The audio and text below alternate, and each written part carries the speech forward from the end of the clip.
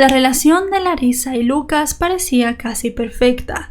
Sus familias se conocían, ellos tenían muchas cosas en común y parecía que la vida les estaba pintando de lo mejor posible.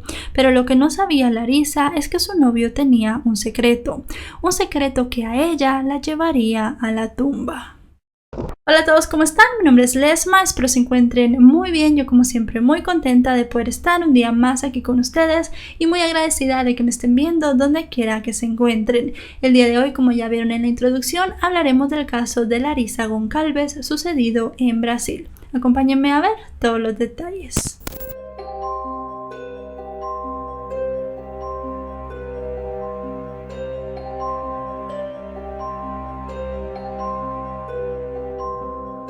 Larisa Goncalves de Souza nació y creció en el municipio de Extrema, que forma parte del estado de Minas Gerais, en Brasil. Larisa es descrita por amigos y familiares como una joven muy dulce y muy tímida. Era muy activa en todo lo que se hacía en su iglesia y además de eso también participaba en diversas obras sociales y por esto ella era muy conocida en su comunidad.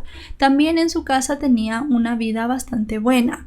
Tenía una hermana menor con la que se llevaba muy bien, eran básicamente las mejores amigas y tenía padres que eran personas muy amorosas con ellas y que siempre estaban pendientes de todas sus necesidades. El padre de Larisa era un mini empresario, tenía algunos negocios y su madre era ama de casa. Hay que destacar que la familia de Larisa no era una familia millonaria. Si bien tenían algunos negocios y tenían un poder adquisitivo un poco más alto de lo normal, realmente no es que fueran una familia muy conocida en Brasil o en Minas Gerais por tener mucho dinero. Eso va a ser importante más adelante en el caso. Además de todo, también se sabe que Larisa era una jovencita que se preocupaba mucho por sus calificaciones. Ella desde que empezó el colegio siempre quiso ser la mejor de su clase y en todos los años llegó a tener el promedio más alto. Sus padres decían que era alguien que se esforzaba mucho en lograr sus metas. Cuando ya terminó el colegio y tuvo que comenzar a estudiar para dar la prueba para la universidad y decidir qué carrera estudiaría, Larisa decidió estudiar biomedicina. Sus padres pensaron que lo mejor es que ella fuera a estudiar a un lugar llamado Bragança Paulista.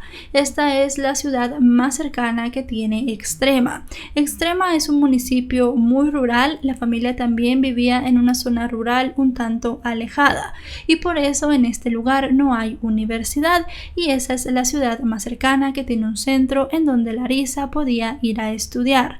Ellos decidieron que para que todo fuera más cómodo para ella, le comprarían un automóvil. Lo que querían era que Larisa tuviera una comodidad para salir de la zona donde ellos vivían y llegar hasta la estación de autobús. El plan de los padres era que Larisa condujera desde la casa hasta la estación de autobús, allí estacionara el automóvil y luego tomara un transporte que la llevaría hasta su universidad. Para Larisa esta era una muy buena idea y le daba muchísima comodidad, así que aceptó lo que sus padres le estaban proponiendo. Mientras ella estaba también comenzando con todos estos trámites, comenzó a acercarse mucho a uno de sus vecinos llamado Lucas Gamaro. Lucas y Larisa tenían bastantes años de conocerse y de hablarse, desde que eran unos adolescentes. Tenían muchas cosas en común y sus familias pasaban bastante tiempo juntas, los padres eran muy amigos, pero ellos nunca habían pensado en mantener una relación sentimental hasta que comenzaron a planear ir a la universidad. Lucas iría a la misma universidad de Larisa, solo que él estudiaría la carrera de administración. Poco a poco se fueron uniendo más y se dieron cuenta que podían ser una buena pareja y fue así como empezaron a ser novios. Ambas familias estaban muy contentas con esto porque, como les digo, eran muy cercanos y muy conocidos y pensaban que Larisa y Lucas eran una muy buena pareja. Ellos comenzaron sus estudios y durante el primer año todo fue bien, Pero cuando pasaron algunos semestres, Lucas comenzó a mostrar otros intereses. Él le dijo a Larisa que la administración ya no le gustaba tanto y que él lo que quería era ser modelo de fotografía, por lo cual comenzaría a buscar oportunidades en ese medio. Larisa lo apoyó, pero también le pidió que no dejara la universidad. Los padres de Larisa también le pidieron lo mismo a Lucas. Le dijeron que ellos lo apoyarían como pudieran, pero que querían que él siguiera aprobando sus materias. Lucas consiguió trabajo en una tienda de ropa, pensando que aquí él podía comenzar a generar contactos. También se hizo algunas sesiones con fotógrafos no profesionales que no le llegaron a cobrar nada y él pudo adjuntarlas a su portafolio. Y a pesar de que puso mucho esfuerzo en todo esto, no se veía que la carrera de Lucas fuera a despegar, pero Larisa y su familia siempre estuvieron al lado de él. En este momento podríamos decir que Larisa tenía una vida casi perfecta, una vida que muchas personas podrían desear, pero todo esto estaba a punto de cambiar. El 23 de octubre de 2015 comenzó como un día normal para toda la familia. Larisa tenía que entregar un trabajo muy importante en la universidad, así que estaba nerviosa. Se alistó para irse, habló un momento con sus padres y se fue en el automóvil. La noche llegó y Larisa no regresó a casa. Sus padres no sabían que cuando ella se había despedido de ellos iba a ser la última vez que la verían con vida. Comenzaron a llamarla, ella no contestó. Llamaron a Lucas para preguntarle si la chica estaba con él, pero él dijo que no la había visto en todo el día. Le dijo a los padres de Larisa que él había trabajado en la tienda, había estado con algunos amigos, no había ido a la universidad ese día, por lo cual no había visto a Larisa y que tampoco habían tenido comunicación. Los padres comenzaron a llamar amigos, compañeros y también incluso tocaron las puertas de algunos vecinos, pensando que tal vez Larisa se había quedado hablando con alguno de ellos, no se había dado cuenta de la hora o algo así. Pero todas estas búsquedas y todas estas llamadas no dieron resultado, por lo cual ya la familia comenzó a pensar en llamar a la policía. También se tardaron mucho en saber que Larisa estaba desaparecida, porque los padres obviamente pensaban que estaba en la universidad, y si bien sus compañeros se dieron cuenta que ella no llegó a clases, pensaban que se había quedado en casa porque tal vez estaba enferma o le había surgido alguna emergencia.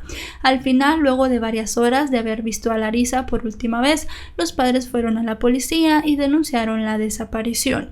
La policía pensó que esto era un secuestro. Pensaron que tal vez por la posición económica de la familia, por los negocios que tenía el padre de Larisa, la habían secuestrado.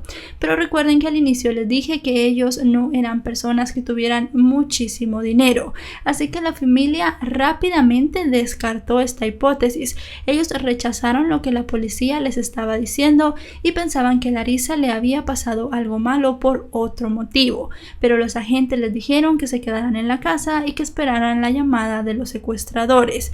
Las horas fueron pasando y la llamada jamás llegó, porque en efecto, como la familia había pensado, Larisa no estaba secuestrada por algún grupo que quisiera sacarle dinero a la familia. La policía se puso a ver qué recorrido podría haber hecho la joven. Fueron hasta la central de autobuses donde ella tomaba el transporte hacia la universidad y comenzaron a preguntarle a las personas si la habían visto. Varias personas dijeron haber visto a Larisa en su automóvil, que cuando ella iba a salir del automóvil se le acercaron dos personas, un hombre y una mujer, y a la fuerza la volvieron a meter. La pusieron en los asientos de atrás del auto y se fueron con ella adentro. La policía tomó todos estos testimonios y comenzó a ver las cámaras de seguridad que había en el trayecto. En las calles había diferentes cámaras, así que ellos tuvieron que ver todas estas cámaras para determinar por dónde había pasado el automóvil de Larisa. Viendo las imágenes comprobaron que las personas que habían entrevistado estaban diciendo la verdad. Se puede ver en un circuito de cámaras el automóvil de Larisa, se puede ver que había varias personas dentro y que además la persona que está conduciendo es un hombre. Eso sí, no se podía reconocer realmente quiénes eran las personas que iban dentro. La policía comenzó a ver el camino que estaba tomando el automóvil de Larisa gracias a las cámaras, pero hubo una cámara en donde ya no apareció, así que centraron su búsqueda entre la última cámara en la que había aparecido y la cámara donde ya no se había visto. En ese trozo de camino fueron a buscar alguna pista y llegaron a encontrar algo: el automóvil de Larissa. Estaba con las llaves puestas, con las puertas abiertas y las ventanas subidas. No había ningún signo de lucha, había varias cosas de Larissa dentro, como por ejemplo su bolso y algunos objetos personales. No había sangre ni rastros de que ella hubiese estado herida en ese momento, pero sí les parecía muy raro que hubiesen dejado el automóvil abandonado allí. Con esto ya ellos se dieron cuenta que realmente no era un secuestro, porque no era la manera de actuar de estas personas, y comenzaron a tomar la investigación por otro camino. No tuvieron ninguna pista de Larissa durante 11 días, hasta que el 3 de noviembre de 2015 se hizo un descubrimiento terrible. En Sierra do Lopo, un lugar en Extrema muy turístico, pero también muy alejado de las casas, es un lugar más boscoso de lo normal, donde hay mucha naturaleza y la gente suele ir aquí. Por eso se encontró el cuerpo de una mujer que se dijo primero tenía entre 18 y 25 años. Luego de comenzar a realizar las pruebas, se pudo identificar a esta persona como Larissa.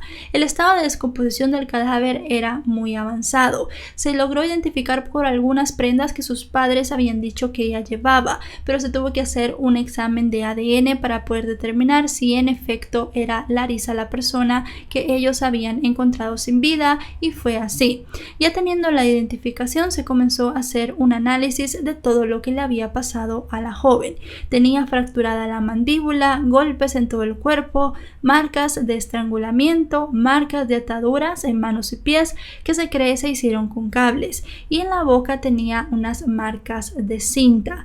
A Larissa básicamente la habían torturado, tenía muchos golpes, también el hecho de haber estado atada, y ya la policía comenzó a pensar que todo había sido planeado. Creyeron que había sido un crimen premeditado para ir exactamente por Larissa. Lo que no sabían es que si alguien quería hacerle daño directamente a ella o a su familia. Larissa no tenía un historial de enemigos. Como ya les conté, era una joven tierna, dulce, que iba a la iglesia, que ayudaba a los demás y no tenía nadie que quisiera hacerle daño.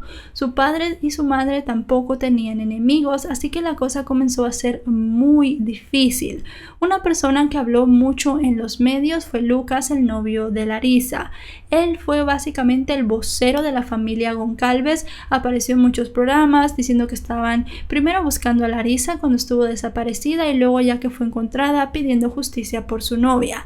Dijo además a la policía que él no sabía nada de lo que había pasado y que él tampoco tenía ninguna persona que supiera quisiera hacerle daño ni a él ni a su novia. El caso comenzó a enfriarse un poco cuando los días comenzaron a pasar, hasta que llegó un informante anónimo a la policía. Este informante dijo que la policía tenía que fijarse en una persona: el jefe del novio de Larissa, el empresario José Roberto Fierre. Él era el dueño de la tienda de ropa donde trabajaba Lucas y además era dueño de una agencia de modelos, por lo cual Lucas tenía una muy buena relación con él. Ahora bien, comenzaron a salir muchas cosas a la luz. Cuando comenzaron a investigar a este hombre, entrevistaron a algunos de sus amigos, y cuando mostraban la fotografía de Lucas, todas las personas decían que él era la pareja de José Roberto. Decían que habían ido a viajes, a conferencias, a shows de modas, a sesiones de fotos, y que José Roberto siempre decía que Lucas era su novio, cosa que impactó mucho a la policía porque ellos sabían que Lucas era el novio de Larissa. Así que ya desde ese momento comenzaron a pensar que tal vez José Roberto sí tenía un móvil para quitarle la vida a Larissa. Lo llamaron a declarar a la comisaría. Él llegó preparado, llevó a su abogado y dijo que en efecto él él había sido el autor intelectual de la muerte de Larissa.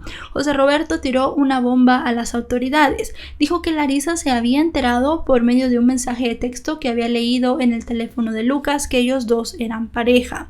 Por otra parte, dijo que Lucas tampoco quería que se hiciera público. Él sí no quería contárselo a nadie de su círculo. Así que habían comenzado a pensar qué podían hacer. Supuestamente, José Roberto dijo que el de la idea había sido Lucas.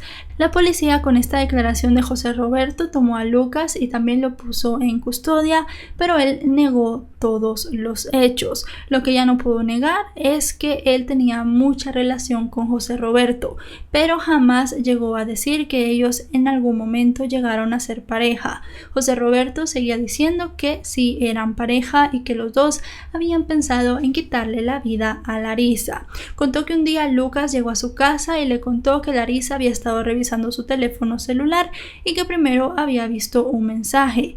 Ella pensó que era un mensaje de otra chica, pero estuvo viendo más mensajes, estuvo indagando más, buscó el número en internet y se dio cuenta que en realidad era el número de José Roberto, y fue allí que comenzó a pelear con Lucas. Le dijo que qué estaba pasando, que le iba a decir todo a sus padres, que sus padres ya no lo apoyarían porque lo habían estado apoyando económicamente durante algunos meses, tanto a él como a su familia. Así que realmente Lucas no quería ni que ella dijera lo que estaba pasando, ni tampoco que la relación entre la familia de él y la familia de Larissa terminara. Así que al final fue José Roberto quien comenzó a planear todo. Dijo que tenía una amiga que era enfermera, que esta amiga dijo que los iba a ayudar sin cobrar nada.